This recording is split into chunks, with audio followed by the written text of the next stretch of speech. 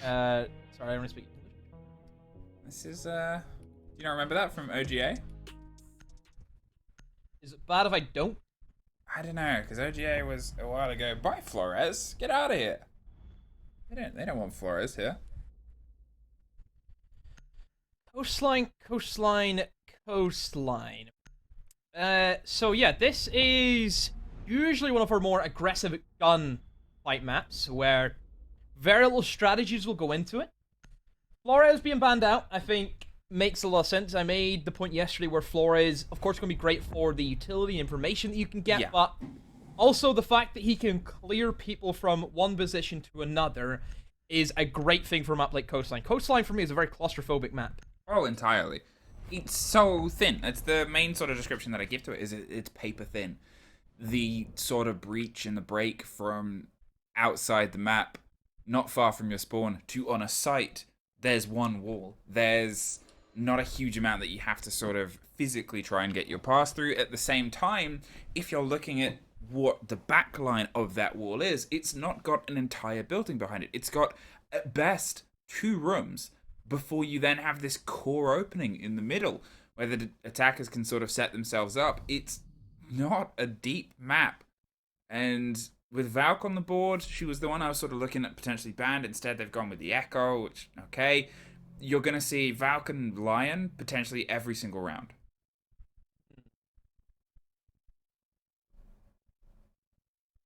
Looking at the bans, very strange bans. Let's be honest. I mean, Team 1 have banned the 2 most recent operators. We're seeing oNe gone. We're also seeing Flores gone also. And we're seeing Habana Echo, both of our Year 1 Season 4 operators gone, both the Japanese ones. Habana, I think, makes a lot of sense. This is a map that you don't need Hard Breach. And you're probably thinking, oh, well, why have you said Habana is quite a good ban if Hard Breach doesn't matter? Whenever we see a team take Hard Breach, it always is going to be Habana. So you're just limiting the teams even more, and you're almost kind of forcing teams to have to play with no Hard Breach. And I think one of the things that you sort of, I guess the impression of with the use of Habana is it's burning through utility, it's putting the cost in. Sometimes you might see teams stretch to an ace to get the Selmas, but then he sort of lost his chance to burn through utilities. He lost smokes, he lost the cover that he could drive himself. Since then, again, his sort of pick rate just plummeted in terms of being usable on this map. It becomes this cost, as he said, of, well, if we don't have this, I'm not playing your game. So, FURIA, straight in. Utilizing Iana, which is a big operator for this map. It's very rare that we would not see an Iana on Coastline. Great for the information. The nades we see utilized quite a lot also on this map. Like I said, claustrophobic. A lot of areas you can try and clear people out of, and you can also do that from below. We see plenty of vertical play utilizing that also. One thing that I also want to try and highlight is actually the information I think Team 1 have stepped themselves up with quite nicely with the addition of Valkyrie. I know that you added on saying this is going to be a great map for information for those kind of operators.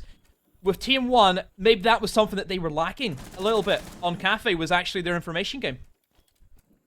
Yeah, I think that it was something that I sort of highlighted on the early game as well in Oregon, that even though they were so successful, they didn't massively dedicate themselves to trying to control the space. They sort of went in on their intel, and then that was their intel. They didn't massively look towards the width and the side and the slice of things. And here they have some more that they can stretch themselves to. They're sort of constructing, but I think the real tell of that will be on their attacks, whether to see if they give themselves more of a focus to the roam that FURIA do like to extend themselves on maps. C4 from below will be tossed out, but Alamau goes fishing and finds nothing but from below. Fantasy tries his hand at a push, but Alamau battles him back. A lion scan will go out. And FURIA, just a little bit quailed. Lander, he's trying to come in from behind. We try and backstab a few of these players roaming below for Team 1. He himself takes a lot of damage. Rare also gets down. He was a diffuse carrier, and this is a very bad start for FURIA indeed. Well, here's the pop of that E1D. It gives him a little bit of space there. Lagonis is obviously currently temporarily sitting this one out. He's in a very tricky situation to get them back, and you can see a big rotation coming through from FURIA. They're trying to stack up here, get that diffuser back in their hands, or at least under some mantle of control. Alamau is underneath. No C4 in pocket, but they still have the angles, and Well, there's the grenade that finally locks off Lagonas. He wasn't really catchable there anyway. It would have been far too dangerous a mission to get him, and the way he'd have to crawl around would be one that would definitely pass him via the guns. 20 seconds, though, and Lenders just dug their way through. Levy has the lockdown. Hayes gets the kill on the entrance, though. They're able to try and slip some mantle of control over the top. 13 seconds. They've got to do much more than just get that opener in the room. They've got to see if they can find their way through onto the lounge. The spray from Neskin on the backside as Lion goes for an adventure, but Alamau says no further. Team 1 get their first round in what feels like quite a long time. Yeah, it has definitely been a while since we've seen Team 1 winning those rounds convincingly. That was a good start for them. Yeah, Alamau, we have to highlight. Going below, finding that opening pick, which is a big thing. It then applies a little pressure to FURIA. Sure, FURIA may not be exactly pushing from below. Of course, the bomb site is above. But then you have that element of, hey, we could get C4 from below. And then that means that you have to rotate more players to try and challenge downstairs. And that's just going to waste even more time, more utility, and you'll probably lose people, which is exactly what happened to them. Well, it was... I mean, the spray was there over the cover of the door. It was a standard first hold. It was the space that they sort of like playing a lot of teams. They like to have that handle, that hold, that energy around that site and that push as well. We're going to see, I guess, a truer test of what FURIA can build on other sites. They lost an early body. We commented very early on in Oregon that losing that early body might have affected their sort of decision making. They tried a couple of different operators and rolled things around, and you want them to sort of push through that. You don't want the caution. They've proven that to themselves on the previous map, but you also don't want Team 1 to build energy.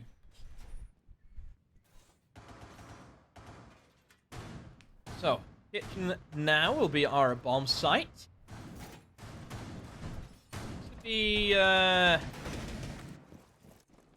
upstairs hold. We're seeing the deployable shield in 90, which has been something that we see quite a lot of teams do. Usually Mira is a good pick if she's open to trying to hold upstairs. If you're going for this strategy, you can place down the Mira windows inside the theater, looking into bedroom, and just kind of locks down that even more so.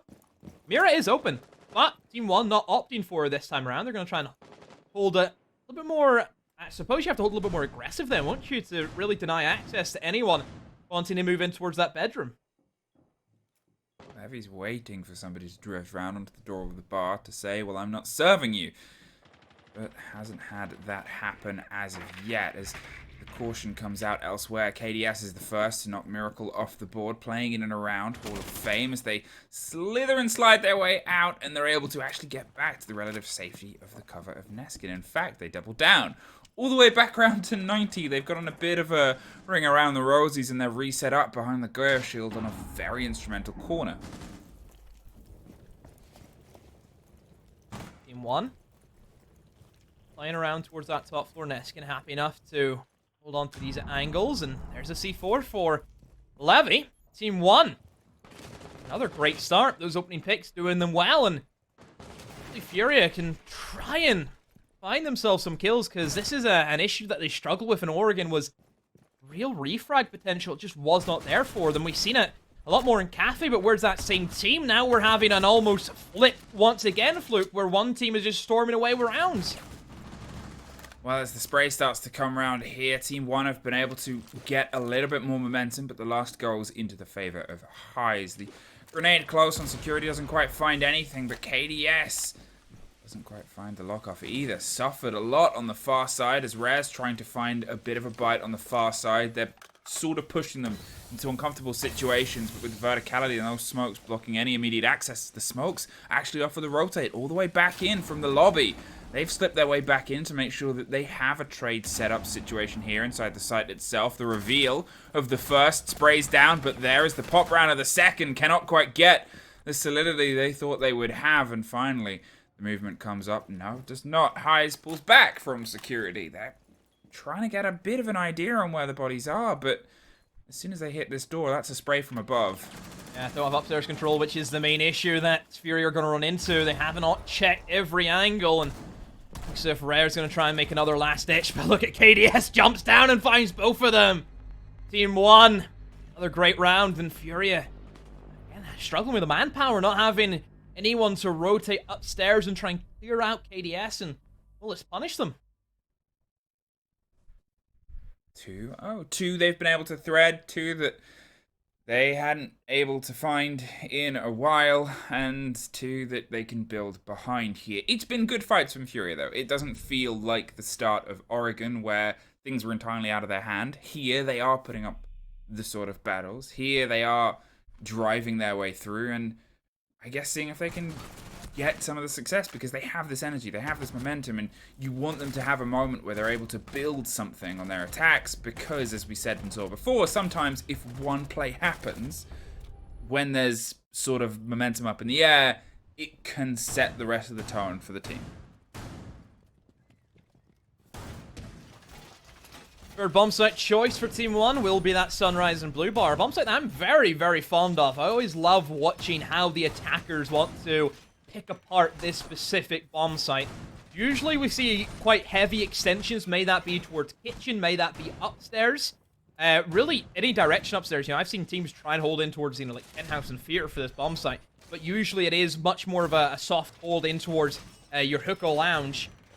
It is, I feel as if a difficult roam game to have, like trying to hold the kind of hookah and billiards whenever it's not actually the site. It's actually very difficult. Yeah. Mostly because, like, you're peeking into outside positions. I think the ruins area kind of shuts down any rotation you could have. You open up double window, you have one guy just pitched out there like an American sniper, and nobody's getting past. Spot on the body round in the corner of Aqua. They're playing with cameras, and they don't actually know that they've been discovered, and that'll be a bit of a pickup of intel, but it's a quick map to get movement on. Alamo has already found himself down onto the other floor on the other side of the map. The camera is going to get caught later, you assume, but they've also got this beat of intel just underneath. They're making sure that they have that bit of an extension towards it, but they're not hard-holding inside office or above. They've given a little bit of territory away because they know FURIA can isolate well. Drone work being done by FURIA. Figuring out where they actually want to come in from, and maybe that they're going to try and pressure in towards that hookah. Levy taking a bit of damage from the player on the hookah window, and has that shield to hide behind, but it's early damage that really shouldn't have been given away, but here we are. More drone work. FURIA very thorough so far in Coastline. That not fair enough, as Neskin is killed away and gotten that first kill. Fantasy gone, and you know, you've highlighted him as somebody, Fluke, who makes plays, who creates chances for his team. And that's it. And you know, he had a bit of a moment earlier on. He was able to dig his way into the fight so far. They're trying to reposition this, if any of the rounds read like that early game that we saw in Oregon, where they're sort of playing a bit of a cautious long arm. They're trying to press and pod and, I guess, try and find the way through here, but they're not being offered anything. We're seeing the same game from T1 that we saw in Oregon on their defense, where they played it very cautiously. They pulled themselves back. They didn't overextend. They did stretch some holds, but they made sure that they sort of had the protections of each other. Something that really cost FURIA before, because it disallowed them the ability to get into those trades. And now, as they eye themselves up all around, they're kind of thinking, okay, well, what's the danger here? Because they've got 40 seconds. They've really got to formulate something, and they haven't been able to find a single Team 1 body yet. FURIA, you know what they want to go for. Time is always going to be against them in this scenario. Capital is going to be brought in, and we'll try and assist them. We'll try and fire out some players, and that's enough to actually force a quick peek from Alamo, who takes not a single bit of damage. His walls have not been reinforced. They are completely soft, and he's now in a corner, but comes off the angle at the wrong time, and Rare puts him down. The smokes go out. Here comes the execute. FURIA rampage through the bomb site. 2 kills they find. A 2 versus 4. Team 1, where were they? They were trying to defend the backside, but it has not worked for them. And Team 1, they've lost this execute. They have not stopped the diffuser. KDS finds 1 kill, but there's still 3 more players to find. Levy with another 2 versus 2 now. Potential is certainly there, but the angles from above and even the Claymore will lock it down. FURIA, they get around, and thankfully, Fluke, it's not going to be a quick stump like the other maps have turned out to be. I mean, this is it. This is what I sort of said. This map doesn't feel like the first 2. It feels like both teams are digging their way into rounds, even though it wasn't, you know, I think the second round ended in the sort of 3 versus 1 situation, still, it felt like Furia were calculating things. They were putting in a fight, and it didn't have the same taste as a lot of the losses that they suffered on Oregon. That round, to be honest, to me, as I said, it started to feel a little bit like Oregon. There was that moment of like, okay, they've lost a body, and now they're doing this and this, and they sort of just strong-armed their way through on the take there, and I think they were rewarded for it, but that's good for them. That gives them that bout of energy, that sort of burst to break up Team 1's rotation. They're not able to thread so many rounds in a row. They've set themselves up. It's a good map for attackers. It's always something that you've got to take into consideration. But what Furia do next, what Furia do now, they've had a success story, is going to be the tell of the rest of this.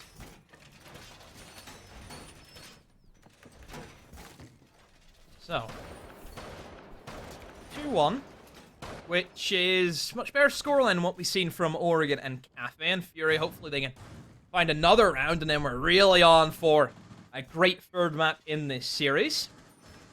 Team 1 get a bomb site that they were very comfortable on. I think they played the roam game perfectly, being able to pressure the right weaknesses from Furia, primarily towards that sunrise area. You know, we've seen Alamau kind of swoop in, do his own thing, create some issues, force, I think, Furia to really go down an avenue they didn't want to go for.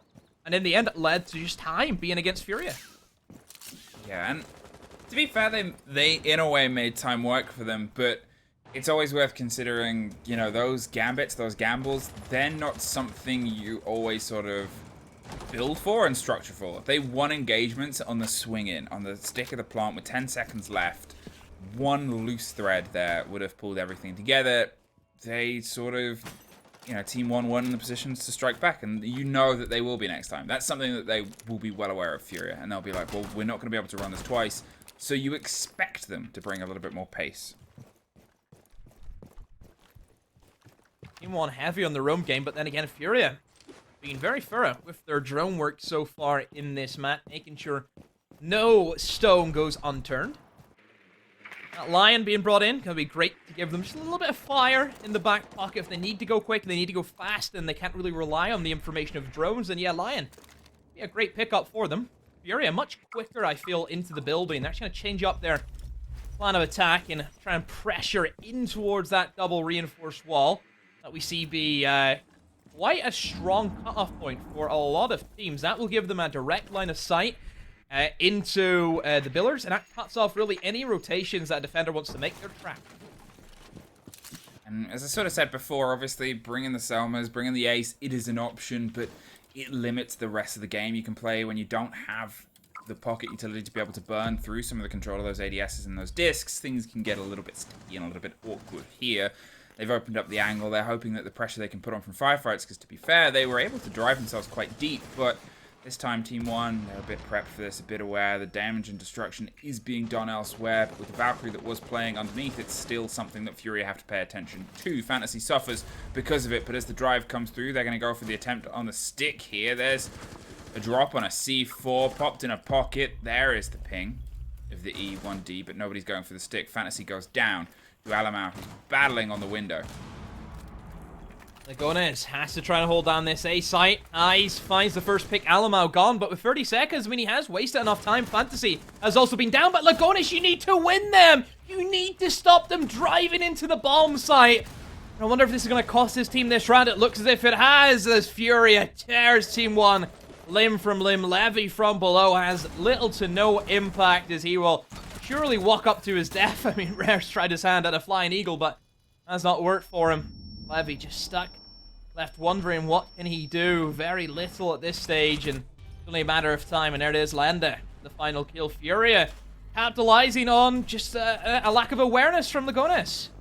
Yeah, I think they sort of got this concept of, well, last time late in the round, we were able to drive a body all the way up, even with everything sort of going away against each other. We saw him crouch walk all the way through the billiards table and lost the engagement as they swung around the corner. But at the same time, there they went, well, do you think we can punish this a little bit more? They opened up the angle from the corner of VIP. They opened up the ability to, I guess, isolate that rotation. And they went, okay, let's try and build behind us. And they did. They found that success. They've got themselves the second round in a row. They've built themselves some momentum back into this. And Team 1, as you said, they're caught sleeping, slacking. They're a bit unaware of the growth that has otherwise been put against them. Oh, 2-2. We definitely have a better map in our hands now, evenly matched as we head into round number 5. Team 1 lost 2 in a row. If they're going to change up anything, they go to Kitchen. They won this bomb site. Again, very convincingly. Equally to the first round that they held the hookah. It feels as if FURIA kind of got carried away with the whole kind of sunrise area. You know, they were giving away early picks, trying to challenge into Team 1 as they were just kind of running around the map. And that's where we've seen the lack of refrags come in for FURIA.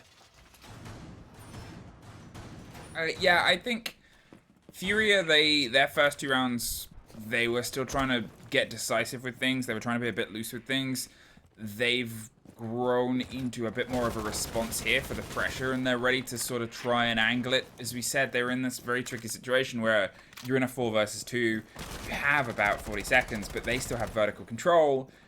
It's either take a huge diversion, take a fight upstairs and see if you can wing it, or try and just take the fights and force your way through. They couldn't quite get the force before without that man body, without the trades, as you said. So here, I guess, let's see how it grows and how it builds in, and if they can do it the same way that they just responded to the growth in their hookah hold, where they went, okay, well, let's funnel in from this point. FURIA. What are they gonna do this time around for the Kitchen?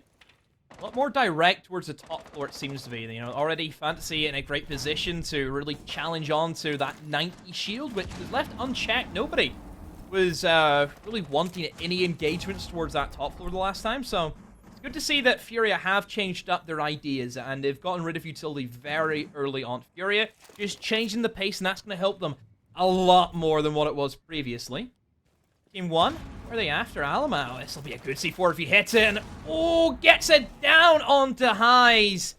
Unfortunate not to get the kill, but hey, it's still something. It's still a bit of chip damage. I mean, that's it. If they can get the pickup here, look at this. KDS wants to go in, wants to try and apply the pressure on the window, but they're concerned because they don't quite have all of the lockdown elsewhere. A second C4 was the possibility. Highs is back on his feet. That's 2 grenades. That's Gemini's. That's your intel. And that was almost the pick that could have really started to define some of the momentum of this. Fantasy, in the meantime, is able to pick one. The pressure instantly comes to the back of the theater as they're spraying all the way across the boards towards the Goyo shield that it's otherwise taken a pounding from that shower side. Sprays and pre-fires on the angle, but a sliver of health means a loose bullet will catch them. The hop comes through and the drive right up down the middle there catches Alamo and KDS in a bit of a foul swoop. 45 seconds in a 4 versus 2. The reverse to the fate that Team 1 was suffering here before, but with Fantasy getting one more and Miracle looking it off, FURIA get themselves the even half. Fantasy, that shining light in the darkness at times for FURIA whenever nothing's happening. He makes it happen. Opens up beautifully. 3 kills in that round for him. Team 1, just a lot of angles that they could not deal with. FURIA have done everything right. Whenever teams are holding that side of the map very, very firm, you need to apply pressure from all fronts. You cannot give them just an easy 1v1. All they have to do is look at one angle. There were 3 different angles that we've seen that KDS was struggling with. He had no idea where he was going to look, and it did cost him in the end. So yeah, FURIA doing things by the book, doing things very basic, and it's working for them. Nothing too fancy.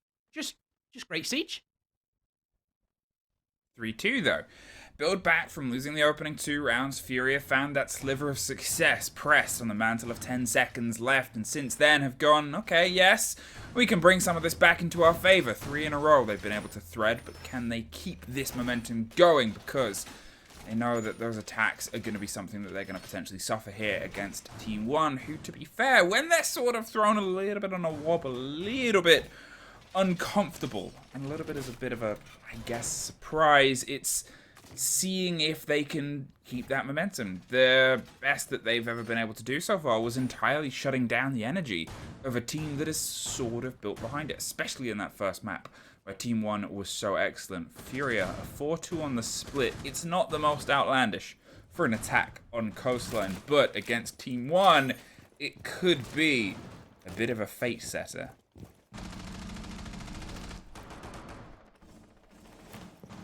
FURIA Cabasau come in again, which worked for them, I think, quite well whenever they were attacking their Sunrise the last time. We'll see if it's going to pay off for them this time around. I was worried for Furia at times whenever they attacked the blue bar. Just a little bit too slow, but as we've seen in the past couple of rounds, their pace have definitely picked up quite a bit. So if Furia can finish off a clean half 4-2 would be a good half for them. Whenever we're dealing with Coastline, it's what we expect from attackers these days. Yes, has to be careful. Very careful, as that ball is entirely soft, and even from above the verticality. So you can see Furia going all in on clearing out these roamers, and it's worked out for them extremely well. And typically, from what we've seen, Fluke, is whenever Team 1, if they lose that first engagement, they fall apart.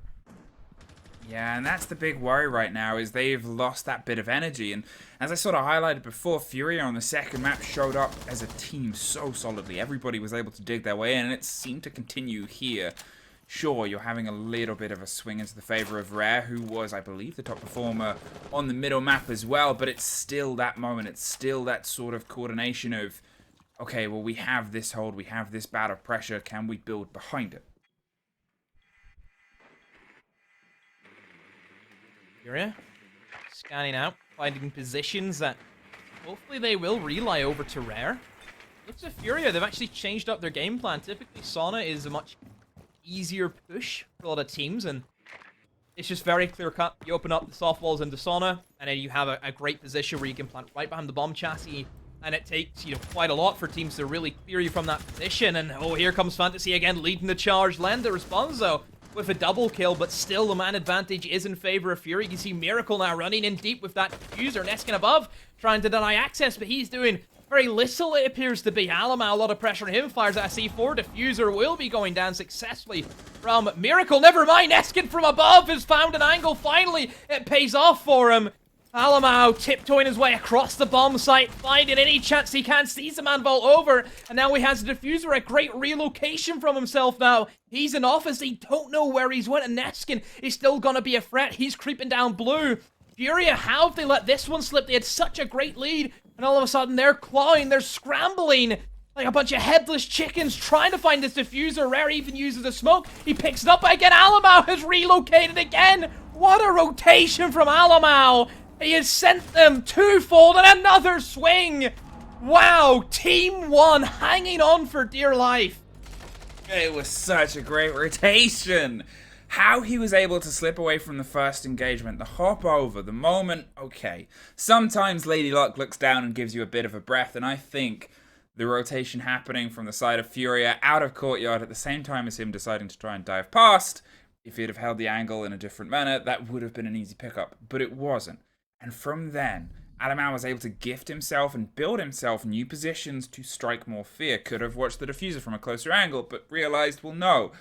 They'll expect that. They'll expect me to now be in this situation, this position. They'll expect the push from above as well. And we also saw a bit of a repositioning there. We saw, obviously, I think it was Neskin. He played and got the kill. He went over to Cool Vibes stairs to see if someone would try and flood their way up, assuming that they would just watch the diffuser from the angle that they cleared it on before. And it was just very, very well played from the pair of them. Here, though, is that a precious bit of momentum that's going to carry them over to the turn of the half. They've got to try and do what they could not do previously, which is find any success, really, on their attacks. Here we go now. Side switch, and I mean, Furia, I think they really needed that last round, because now Team 1, they get to go on the attack. One operator that has not been banned from Furia is the Ying, which we know Alamau is certainly a fan of, and I wonder if we'll see that operator come out to play. Starting off towards that top floor, in the mirror be brought, which was an operator that I brought up that has, you know, I think great history on Coastline, being a very, very strong operator. Usually banned out, and now we're seeing her played. Not that way. So, Go back. Go back. Fantasy drifts, pulls back away, and goes somewhere else. Doesn't want to get caught out entirely by the sprays, and that was just purely spraying through the door to see if they got lucky. They almost did. One of those bullets was a little bit further astray, or two of them connect to the head, and they're over. It's the grenade, though, that is that opening pick. KDS finds the first. They were pretty good with those explosives, with the fragmentations, and they're going to make sure that that continues here on the opener. Oh, Levy. Rips Fantasy a new one. 5 versus 3 in Team 1. This is where they get scary. They have that man advantage. FURIA on the back foot now. They're allowing this to happen again. They're allowing Team 1 to control the gameplay. They're now trying that same aggression that they had on Cafe. And Team 1 are ready for it this time. Now they have this bout of caution, this blow and son of an approach here. Eyes around the top. Just trying to give a bit of a stretch, a bit of an arm, and a bit of an angle towards anything that might be coming from. All vibes from Hall of Fame. They're a bit concerned of this sort of steady collapse that's coming through as the walls start to pop on the opposite side. They have a bit of a stretch here. The pressure is all over the shop, and Highs is actually able to find the opener from it. E1D rains out. I'm not sure if that was the single body that was in Aqua, but if it was, that buys them a bit of space. Know that there is still one up there. There's one on the top of the Danger Donut. There's one trying to swing down the main long corridor too and playing around. There's a body that's gone underneath too. It is very spread out from Team 1 here. Team 1 actually losing this now. Miracle out of nowhere finds a double kill. And Team 1, where we thought it was going to be a shoe-in round for them, have lost it, but Miracle just runs in and gives himself up to Alamau. The last man standing is Highs, who now brings him to 1 versus 1. Alamau with a pistol. We've seen him do on Ella. Can he do it on Ella's sister? Can the Sophia ring true? Yes, he can! Alamau is back. He had a bit of a sleeper on Cafe, but Coastline, he's been reawoken. Okay, 4-3, Team 1. You were able to bitterly battle your way through, but to be fair, you opened this game being able to thread 2 rounds, and it was FURIA that started to find responses for your game. So can you keep your pedal to the metal and drive yourself? It was a little bit of success. This map was always going to be explosive, and we're starting to see it back and forth. Both teams have technically performed better than they did on both maps that they lost either side, so there's still a lot that they can build behind here. Hell yeah, Team 1 not making it easy for themselves. I was just really sitting there, Fluke, thinking, oh, well, there it is, Team 1 back in their old ways. It's the Oregon side, but hey, FURIA have some fight in them. They really do. Still, Team 1 relying heavily on Alamau, top performer for his side. 9 kills, 3 deaths at the moment. You can see a lot more consistency in the side of FURIA, though. I think that's the main thing, and that's sort of the point that I wanted to, I guess, highlight, is you have that conversation of, is it better to have one exceptional player that can sort of light up a game when they have those sort of games versus a team of 5 where it might not be that same level of performance. They're all generally hitting even, but they're all generally hitting even. They're all able to dig themselves into this. They're not really formulating themselves on clutches. They're making sure that they're paying attention to one of those weaker parts of their game in the first map, which was their trading, which was their inability to have that consistency on trading. Okay, so Team 1, how are you going to play this round out? Will be the same bomb site you're attacking. What are FURIA going to change? Rare takes hit damage, looks to be from the wall bangs being dished out by KDS, and this is the thing with Coastline. You know, you said paper fin, I believe, Fluke, and I did. There you go, paper fin walls. Yeah, and you know, it's quick work. It is a hotel at the end of the day. Yeah, it's very poorly constructed. Is there a single? Is this a map? No, Cafe's the one where there's just a single toilet on the top floor with a map.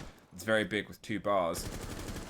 This one has a lot closer and has the spray, but it's a very small map. It's a very small play space. It becomes very aggressive, and as you can see, why the angle is held almost from one side of the map all the way to the other.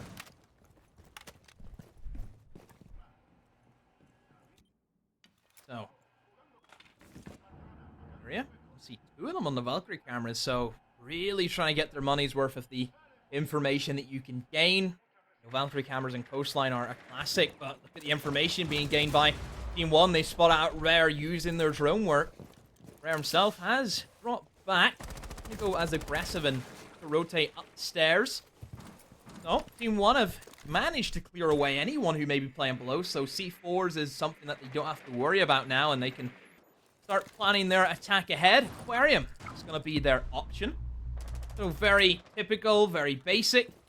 All they need to do is just make sure they have good control of that double window, and it should be a successful plan.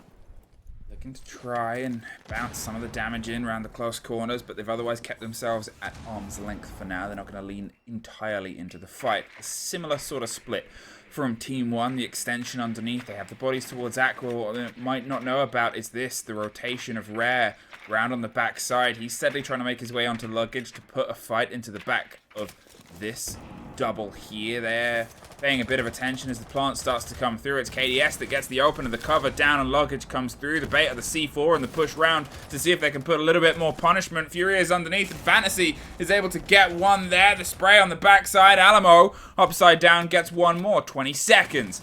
Team 1 offered themselves some chance to change things up. Another explosive lender. Look where they've gone. Over and up and out of the room. Suddenly, it's just 3 players, 10 seconds left. Levy's underneath. Team 1 get another.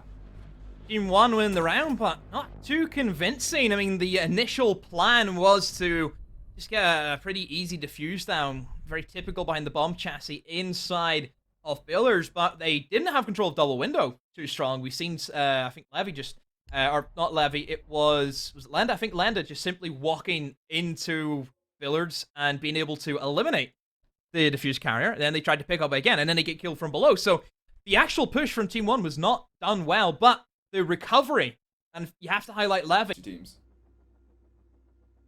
Okay, we're back in. Finally, we're back in. Get apologies for the delays, but it happens at Siege. I think we've all been there before, where we've went in and something wasn't right, and you had to redo everything.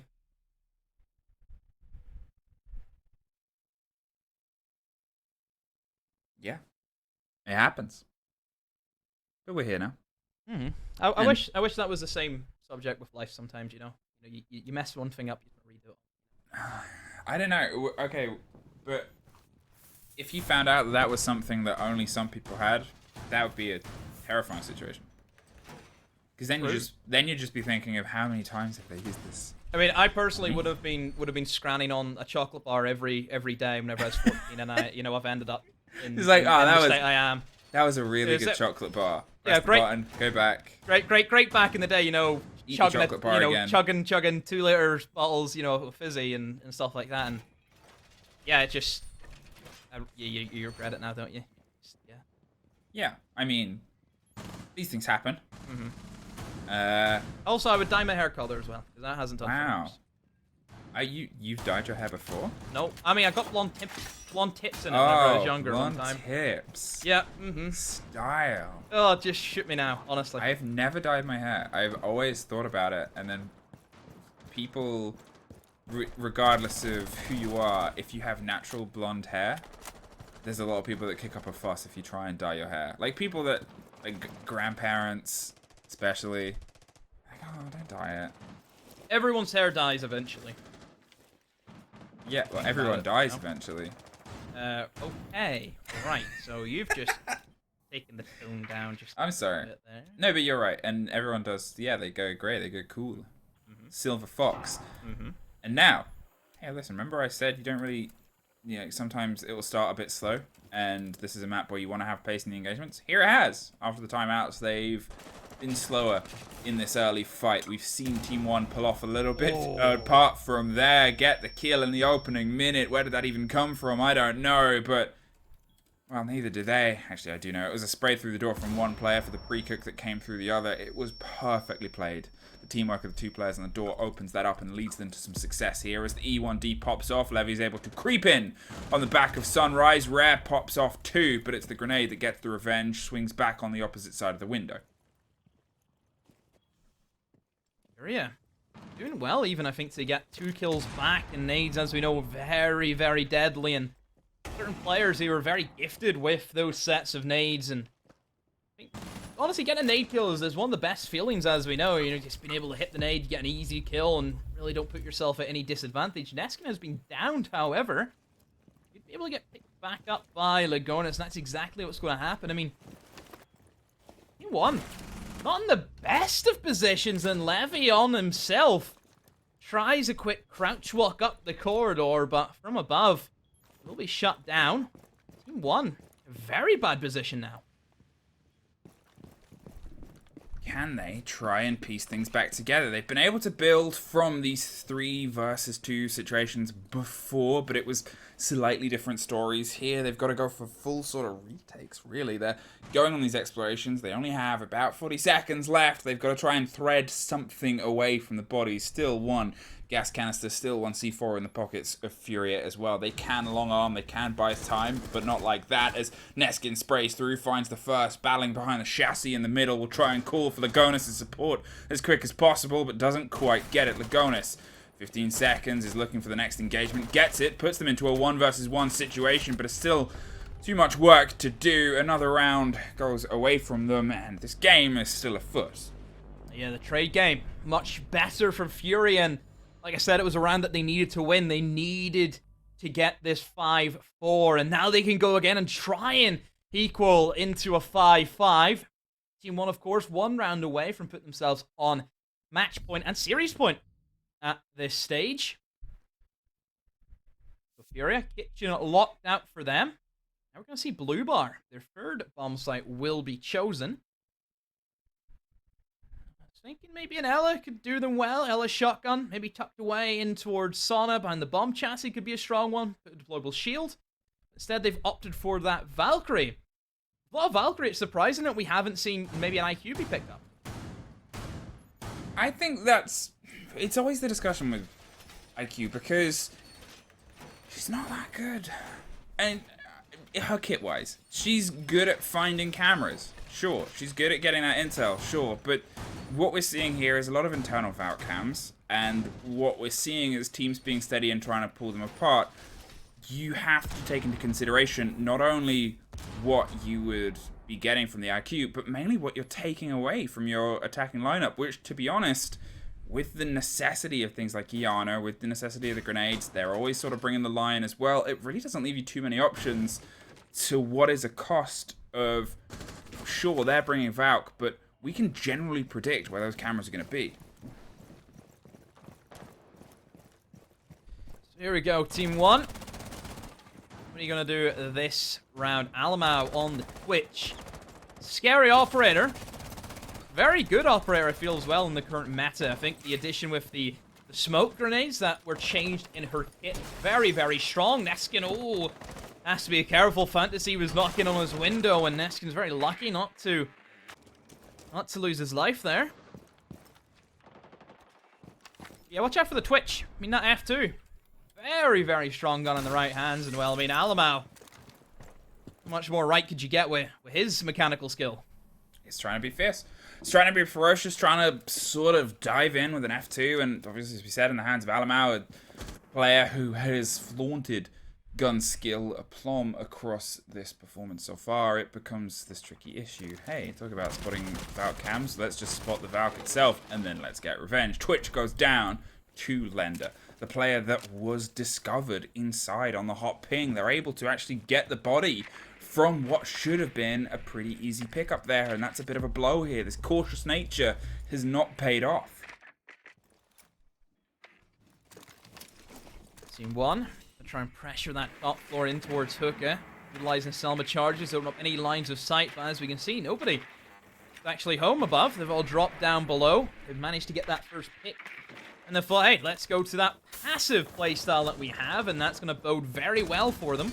Only where I have is that Neskin is still alive, and he can do a lot of damage with that sledgehammer, and there are some players in position that can definitely get eliminated from these sledge holes, so yeah, FURIA just have to be careful and try and not give themselves up as easily as what they have done in the past. Neskin just clearing out everything, so I mean, right now I feel for FURIA that they have to actually retake, because if they try and play this passive, they're not getting past the sledge he's holding from above.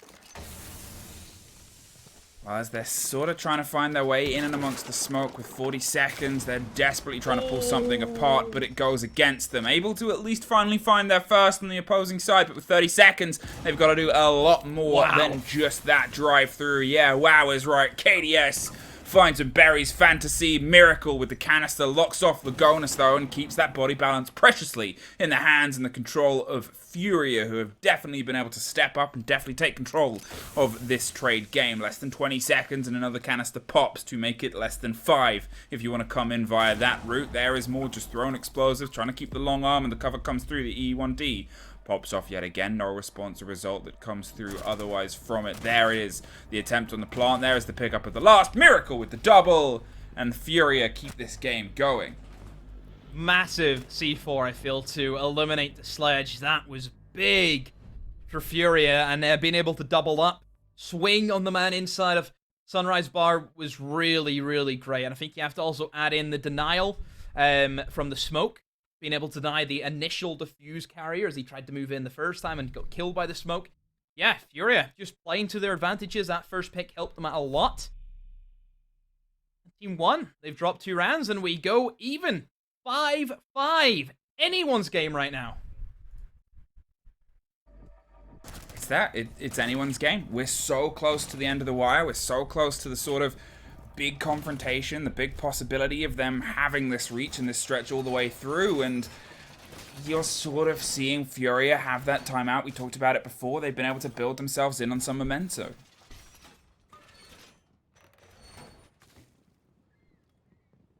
Okay. Top floor, we go back here for FURIA. Sunrise being locked out. Kitchen being locked out. They have to go here. It's either that or they go bedroom and FURIA, which in reality is pretty poor. This has been a bomb site that they have not won yet. They've defended it twice, and Team 1 have won it twice. So, yeah, they need to go big. They need to go big for this round. It has to be more than big. I think that's the thing here is what we're seeing is this disconnect. What we're seeing is this inability to thread themselves in entirely. What we're trying to get a concept of right now is how can they step up with more than just a single player stepping up? Because when they don't, it's like old BDS problem. When Shaiko wasn't there wasn't much for the team to sort of get behind, and here against a team that is able to sort of match some of this aggressive gun skill, they're responding more aggressively. They're stepping up, stepping into the fight. They're making sure that yet again, they're not getting comfortable on these approaches.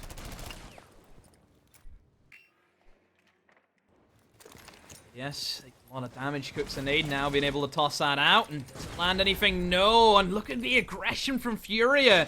They want to try and get in the faces of Team 1. They do not want to let them dictate the pace of this round. A triple. I don't know what this is. A rotate, a flank, whatever it is. Freeman running straight through Office, and Miracle has found another smoke kill on top of a kill he already had previously. A quick rush tried to win from Team 1, but it has failed miserably. Team 1, they've just tried to go for something fast, probably thinking, hey, they have a lot of people off-site. Let's try and rush in, but oh no, you have a Miracle to go through. Wow, it's still trying to find that thread there. FURIA, they've been able to drive themselves into these mantles of control. They've been able to take these early bodies and get a bit of punishment, but behind that, it's still getting that final lockdown. It's still getting that final bout, that taste of control, and from that point onwards, I guess being able to make something connect, because the caution that they applied very early on was a bit of a problem for them. In Oregon, it was something that they definitely did not have a problem with on the second map, and here, yet again, they've been able to at least drive themselves in, but one more round separates them from being able to put map point. One more round separates them from taking the mantle of control here. Another line charge will go off. Neskin looking for the quick aggressive peek, but no, Rare hops on over and eliminates him, and down goes Levy. FURIA push it to series point.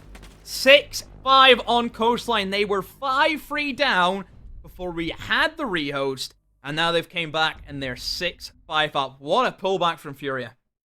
One more round, FURIA. You find yourself set up in the mantle of the finals. Team 1, they were one of those teams that we expected to be able to put a big mark, especially with the performances that they've put up so far, but it takes all 5 of them to show up, and they definitely have. They've stepped in to the aggression. They've stepped back up after losing those. The rehost has brought them this conversation of success, and since then, we've just seen the energy of Team 1 disappear. They haven't quite been able to find themselves in the mantle of pressure. However, now is the most pressure that they'll be able to build behind. Now is the moment that they can try and get that much of a thread. And I guess let's see if they have this one final bout of difference, one final swing, one final pressure cooker to turn them into a bit of glory. It only takes one round for a big player to pop off, and there's a couple on their roster.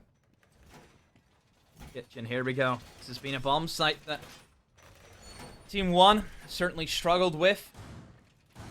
FURIA not afraid to really get in their faces.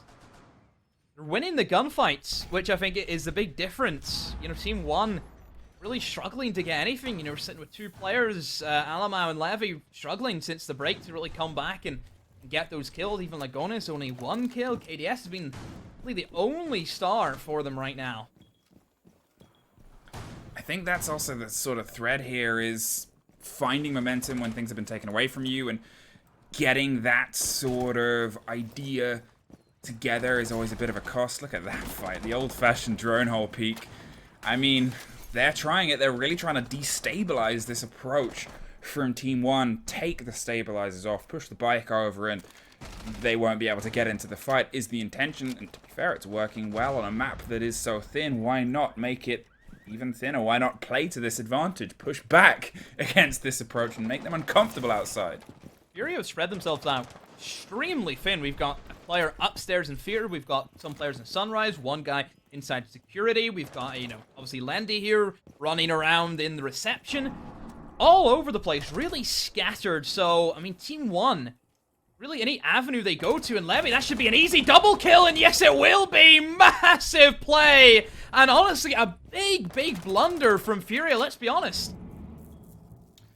Well, now it's a little bit of momentum here. This is what I talked about. You want that pressure cooker environment. You want these players to be able to step into success when otherwise they haven't been able to get that connection at all. And, well, if any player is going to get off the mark, it may as well be one of them that hadn't otherwise. Levy gets his opening 2 for here. It's 2 important takes. Lender and Highs are off the board, but you've still got this fragging 3 that has driven them so far. They still have some positioning. It's down to Team 1 to try and isolate a little bit more here. Try and push back and claw their way through onto this spray and this spread. Miracle drifting further away from the door, sees the first fight, puts some bullets in, but caught in a tight corner, sprays back, reverses it, and drops out of there. The E1D pops off. The canister's going to buy them nothing. Shot before it can pop off, and they are entirely being battled back. The other 2 players are isolated, stuck on the far side. Miracle is doing everything he can to stick in, but a triple leads Levy to a little bit more pressure. Alamo is able to find his first since the rehost 2. Fantasy is isolated alone, not for very long. We are going to OT. Overtime, here we go. Team 1, step up to the mark. They break that bad streak of rounds being lost, and yeah, a big one. Being won over by Team 1. Overtime, here we go. Guaranteed at least 2 rounds, if not 3. I think this map deserves at least 15 rounds. It has been a great series, and I have no idea how to call this one, Fluke.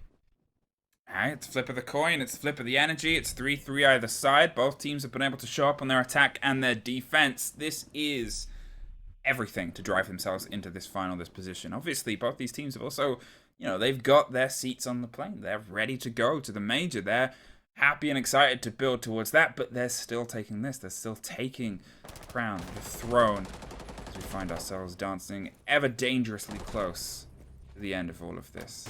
It is double from the Lion on the top.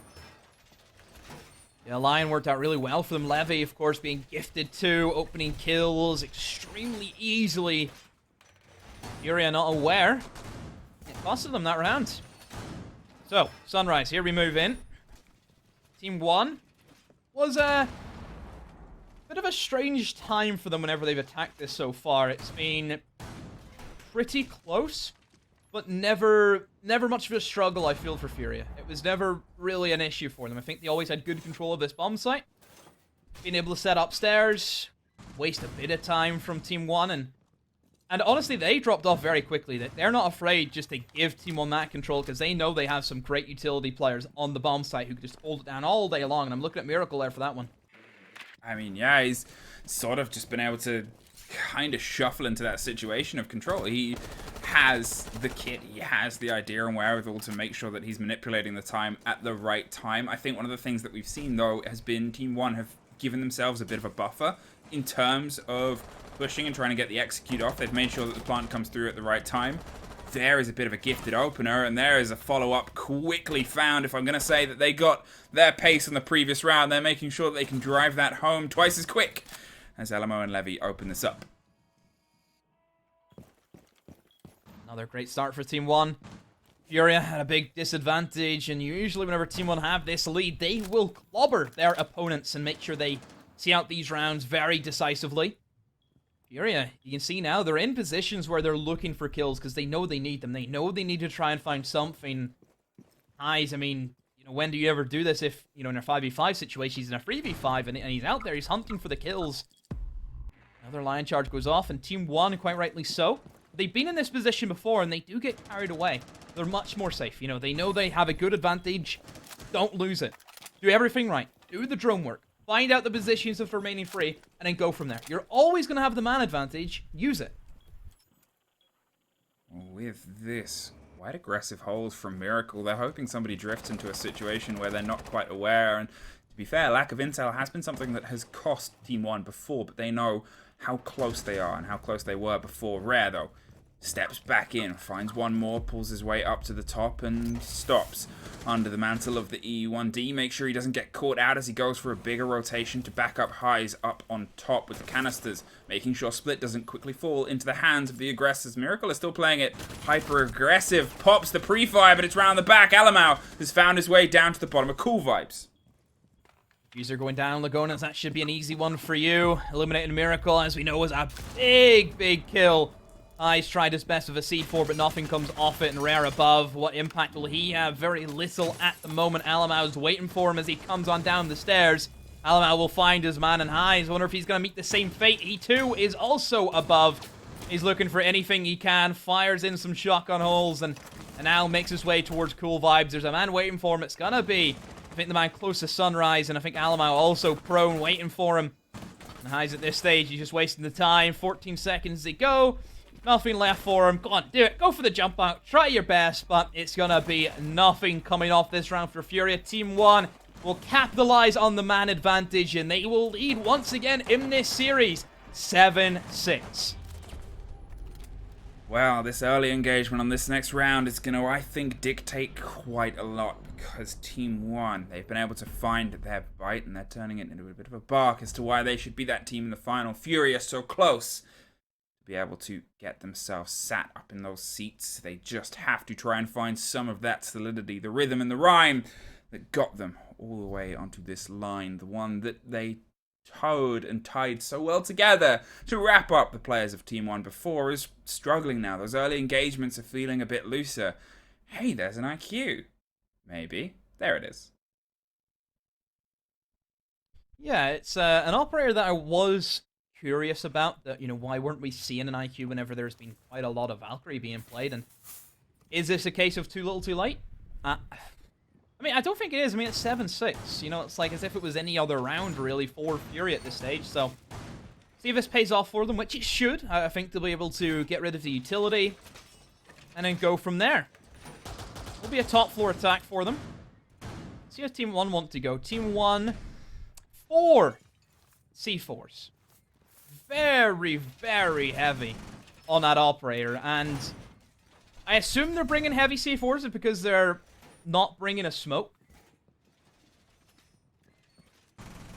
I think that they've sort of been long-arming some of their holds before as well, but it gives them, in a weird way, a little bit more of that mobility. They like to sort of play themselves, not caution-free, but more caution to the wind. They like to set themselves up in these situations where they can, I guess, be a little bit more manipulative in terms of where they're able to put the damage in, and the play with the smoke, the play with those situations puts them a little bit more stuck in the rafters. They have to play set holds, set locations to have the same potential success. So here, as you can see, look, they've set themselves up with so many different angles. They're looking for that early pick. They know, as I said before, how important that entry is going to be for them.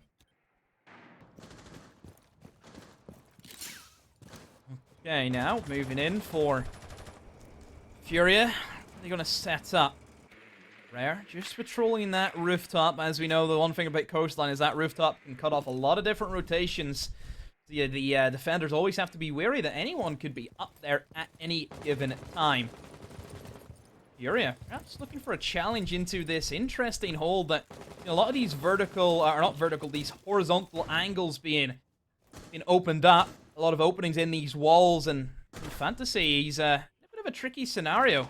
If Neskin wants to go for a swing, perhaps can catch him out, but doesn't want to go for it. Wants to play a little bit more safe, a little bit more passive, which, hey, fair enough. If Team 1 want to take a little bit more slow, then sure, go for it. I think this is always that bit of a concern with FURIA as well. Is sometimes when we've seen them be a bit too slow, they try and make everything force and work in the dying throes of a round, and if one thing falls away from them, a la one of the 4C4s, then it becomes a very big problem. Wow. But a la, there is Fantasy and KDS quick with the response. The trades come through. We get to see things sort of liaise in a slightly different manner. It's a good trade, though. Eliminating Fantasy, utility gone, and we know Sophia, those concussions and, of course, the impacts are very, very vital. That's a big kill for Rare. Eliminates Alamau, a C4 gone. It does take a lot of damage, but still, I mean, a good position. A lot of pressure, I feel, is going to fall on the Gonus' shoulders. He did have a bit of a fumble the last time he was holding on to that Billard's run-in. Make sure he capitalizes on the mistakes that he made. Try and rectify them. Let's see how it moves into 30 seconds to go. FURIA are spread out, and this has to be a strong execution. As we know, Team 1, they have the kills to make up for it. Still trying to find a bit of that intel on the inside. The spray comes around from the backside. They've been forced out of the quad wall, and the Gonus puts the balance back into a 3 versus 3. Almost caught for the trouble, but look at the timer. Look at how little amount of time they have to work with. They said this was going to potentially be the big worry and the woe of this moment, as they're able to just focus themselves through. They get one more. It's the spray up the back stairs. Doesn't quite connect, and it's Team 1 that end up taking it all. Team 1 able to squeak past FURIA. 8-6, a hard-fought victory indeed for Team 1. They push themselves into that grand final where they will face either NIP or Team Liquid, but still FURIA, what a performance they have put on for us today. That was almost there for them. Definitely I could have seen FURIA take a win today. It's tough because the first time that we had a full true test of both these teams was that final game, was that final map, was the fact that we saw it drive to OT. We got the explanation of what happens when we start to see both these